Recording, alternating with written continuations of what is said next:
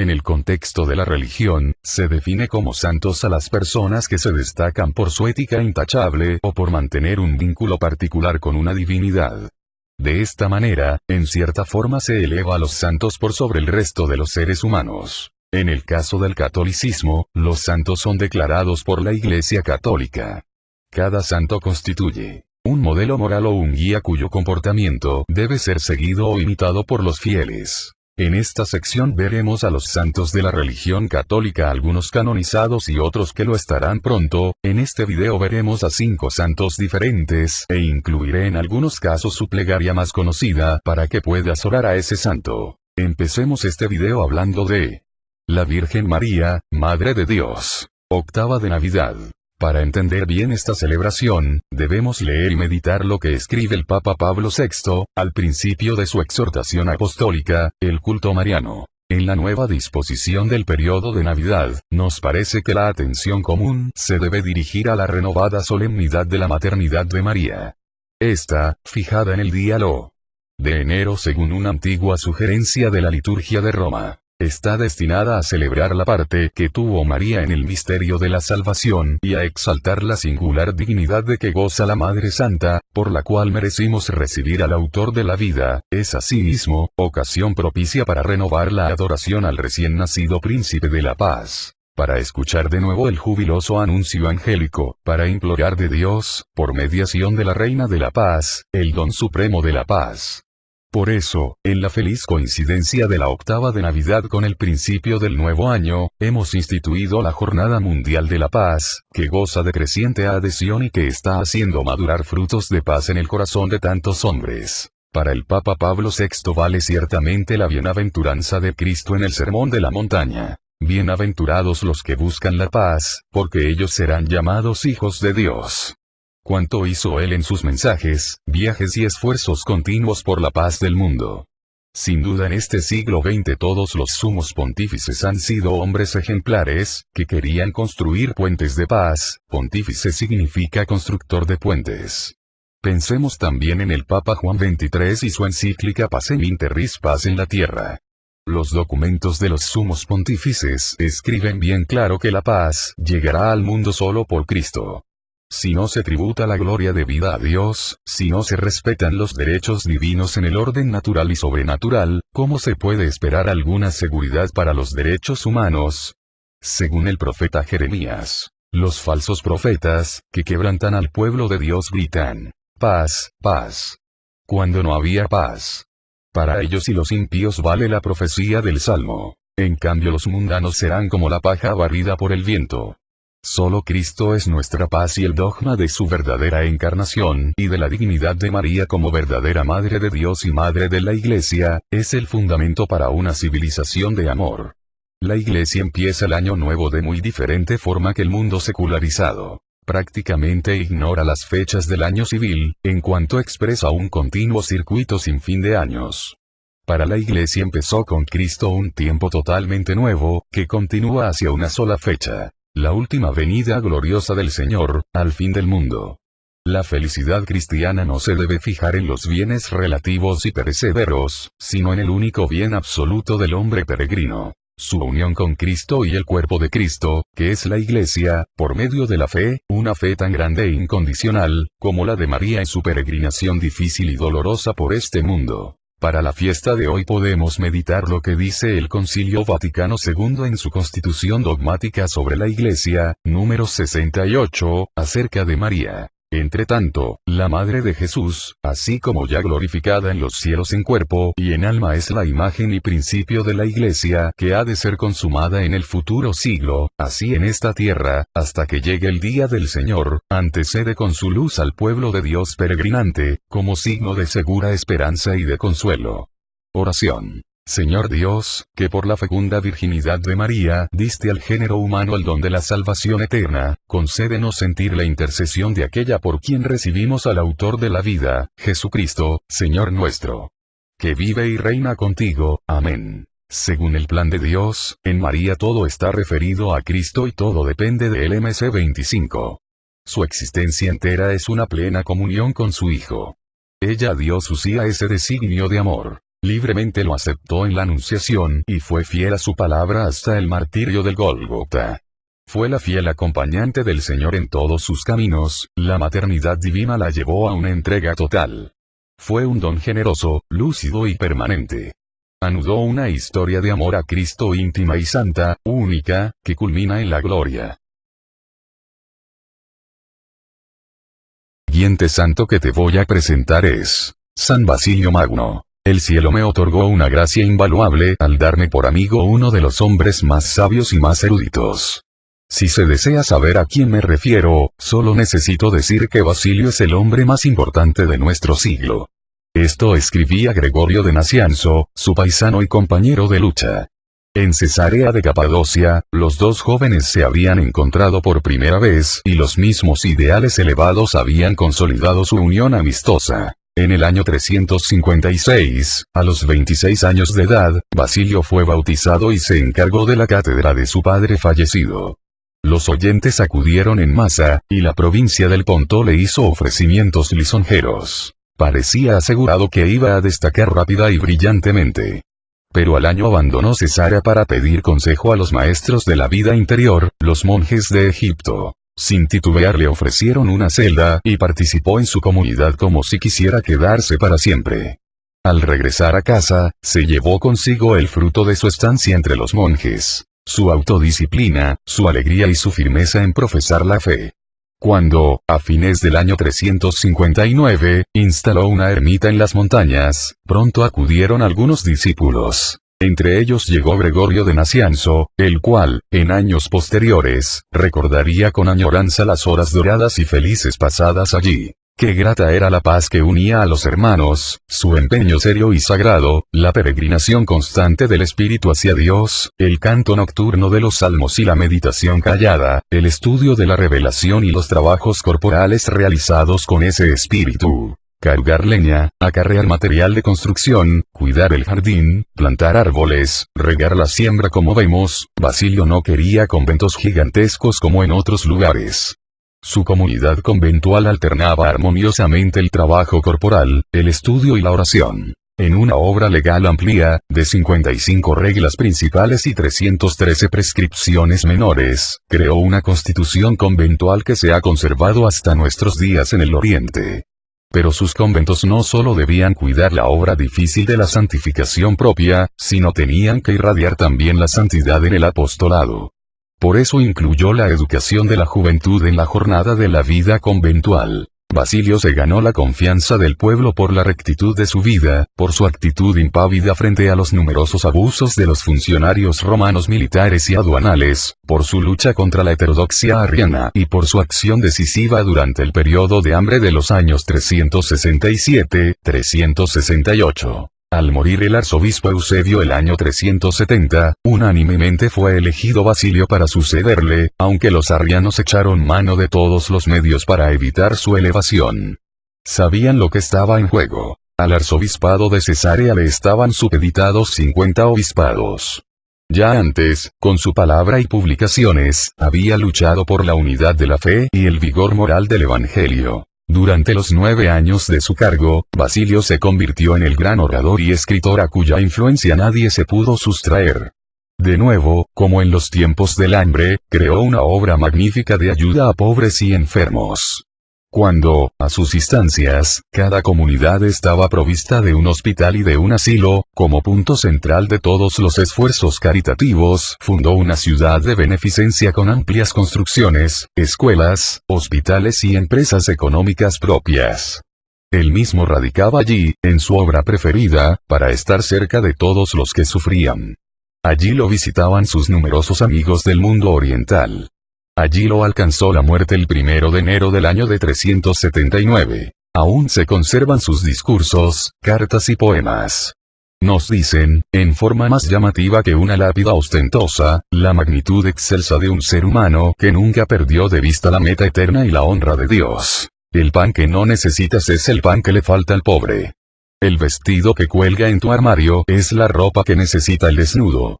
Los zapatos que no llevas son los zapatos de los que andan descalzos.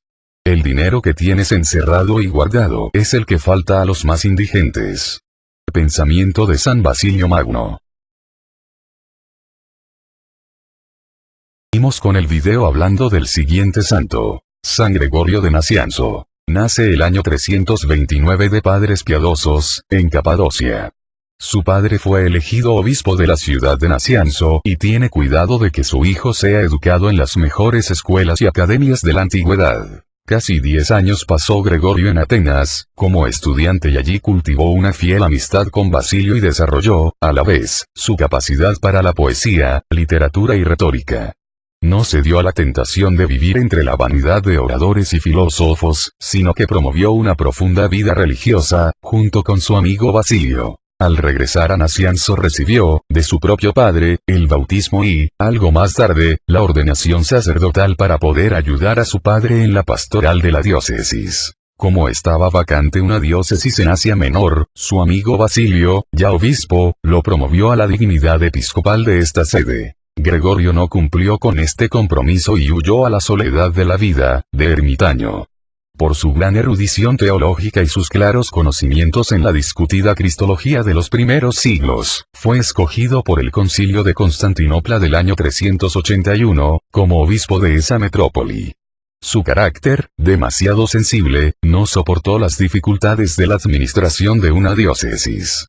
Por segunda vez, renunció a su cargo episcopal y se retiró a Arians, donde se dedicó a la meditación de los misterios de Dios. Cuando murió, en el año 390, nos dejó 44 sermones y 244 cartas, que tratan, en especial, sobre la verdadera divinidad y humanidad de Cristo, sobre la divinidad del Espíritu Santo y la dignidad de la Virgen como Madre de Dios. Su inspiración poética nos regaló unos 400 poemas. Sus sermones y escritos dejaron un tesoro de testimonio ortodoxo, en un tiempo de mucha confusión y lucha con Basilio y el hermano menor de Basilio, que se llama Gregorio de Nisa. Los tres recibieron el título de los tres capadocios. Oración. Dios nuestro, que has iluminado a tu iglesia con el ejemplo y la doctrina de los santos Basilio y Gregorio, haznos humildes para comprender tu verdad y danos tu amor para ajustar a ella toda nuestra vida. Por nuestro Señor Jesucristo, amén. La Eucaristía es, por encima de todo, un sacrificio. Sacrificio de redención y, al mismo tiempo sacrificio de la nueva alianza, como creemos y como claramente profesan las iglesias orientales. El sacrificio actual, afirmó hace siglos la iglesia griega, es como aquel que un día ofreció el unigénito Verbo encarnado, y es ofrecido, hoy como entonces, por él, que es el mismo y único sacrificio. Juan Pablo II, el misterio y el culto de la Eucaristía. Continuemos este video hablando de una maravillosa persona, Santa Isabel Anacetón. El Papa Juan XXIII beatificó en 1963, a la primera mujer católica nacida en los Estados Unidos, Isabel Anna Bailey.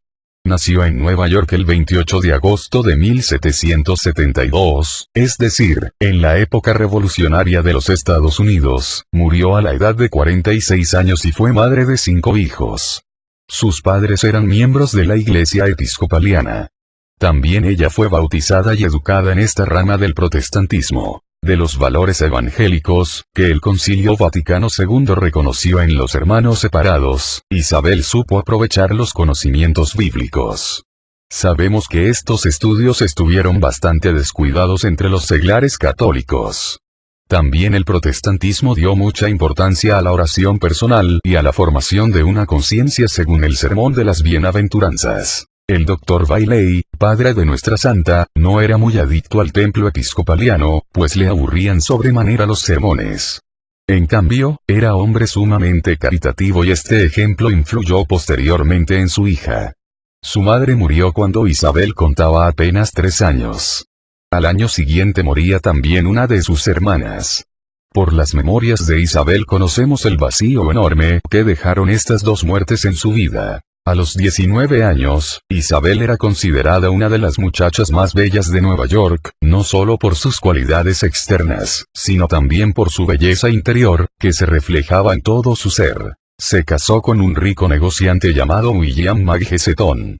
La pareja procreó 5 hijos, pero a los 30 años Isabel quedó viuda. Su esposo había tenido diversos fracasos económicos, enfermó gravemente a consecuencia de una tuberculosis y murió. Durante un viaje que realizó por Italia en compañía de su esposo pocos meses antes de su muerte, tuvo oportunidad de conocer el catolicismo más de cerca. Pudo apreciar tres elementos básicos de la verdadera Iglesia de Cristo: la presencia real de Cristo en el Santísimo Sacramento, la devoción a María Santísima como verdadera Madre de Dios, el fundamento apostólico de la Iglesia romana en el Papa como vicario visible de Cristo sobre la tierra. En marzo de 1805 aceptó con sus hijos la fe católica. Algunos de sus parientes y amigos episcopalianos la rechazaron. Para poder mantener a sus hijos, abrió una escuela católica en Boston. Su dinamismo la impulsó también a fundar la primera comunidad de las Hermanas de la Caridad en los Estados Unidos y el primer orfanato católico de esa nación. Para ella el camino de la santidad estuvo acompañado de intensos sufrimientos. Perdió a dos de sus jóvenes hijas, sufrió el dolor de tener un hijo descarriado y soportó enfermedades, calumnias y dificultades económicas. Se puede decir que no hubo sufrimiento por el cual no hubiera pasado valientemente esta mujer, que entregó su vida al Señor el 4 de enero de 1821. Oración. Oh Dios, que bendijiste a Santa Isabel Anacetón con los dones de tu gracia como esposa, madre, educadora y fundadora, y la preparaste así, para que su vida se convirtiera en servicio de tu pueblo, concédenos por su ejemplo e intercesión, que nosotros también aprendamos a expresar nuestro amor por ti amando a nuestros hermanos.